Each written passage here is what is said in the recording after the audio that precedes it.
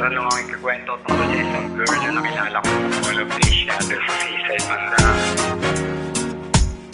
Kakaiba to eh, magaling siya, malapit, tsaka napakaganda. Yo, pakinggan niyo ha.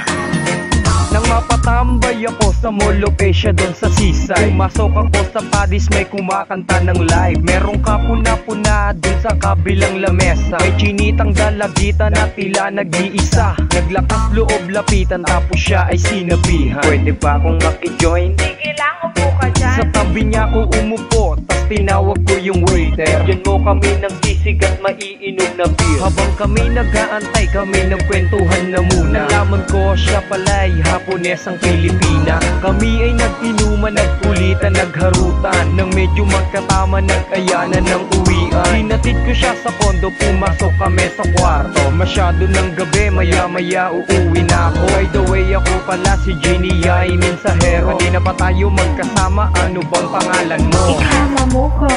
Yan ang tugon niya sa tanong. Ikama mo ka. Yan ang kanyang ibinulo. Ikama mo ka. Ano pa ba ang gusto mo? Ikama mo ka. Ibibigay ko sa iyo. Ikama mo ka. Yan ang tugon niya sa tanong. Ikama mo ka. Yan ang kanyang ibinulo. Ikama mo ka. Ano pa ba ang gusto mo? Ikama mo ka.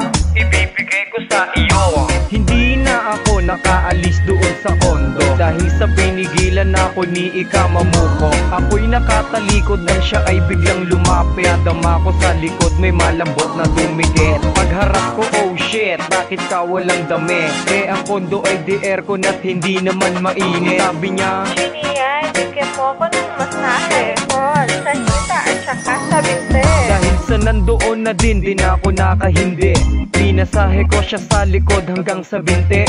Sa sarili na po na parang merong nagagalit, kasi nga yung kamay ko kung san-san napapakapit. Nang matapos kong hilutin siya ay biglang tumihaya. Tinanong ko siya anong ibig sabihin neto, Ika. Ako'y kanyang hinila, inulit ko yung tanong. Nilapit niya ang aking tenga tapos siya ay bumulong. Ikama mo ka. Yan ang tugon niya sa tanong. Ikama mo ka. Yan ang kanyang ibinulo. Ikama mo ka. Ano pa ba ang gusto mo? Ikama mo ka. Ibibigay ko sa iyo. Ikama mo ka. Yan ang tugon niya sa tanong. Ikama mo ka. Yan ang kanyang ibinulo. Ikama mo ka. Ano pa ba ang gusto mo? Ikama mo ka. Ibibigay ko sa iyo.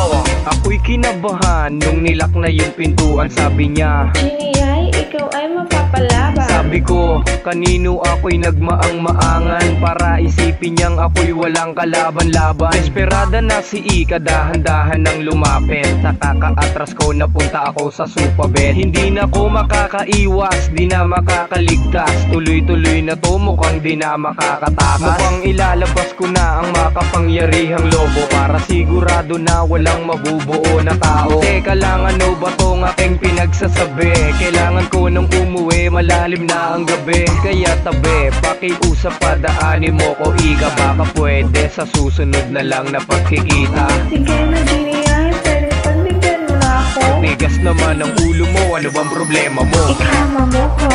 Yan ang tugon niya sa tanong. Ikama mo ka. Yan ang kanyang ibinulo. Ikama mo ka.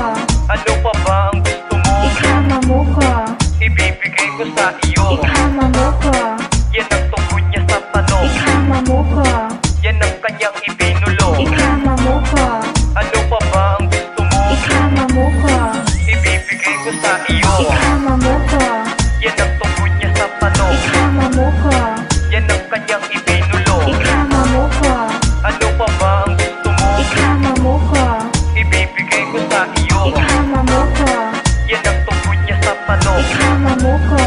Yan ang kanyang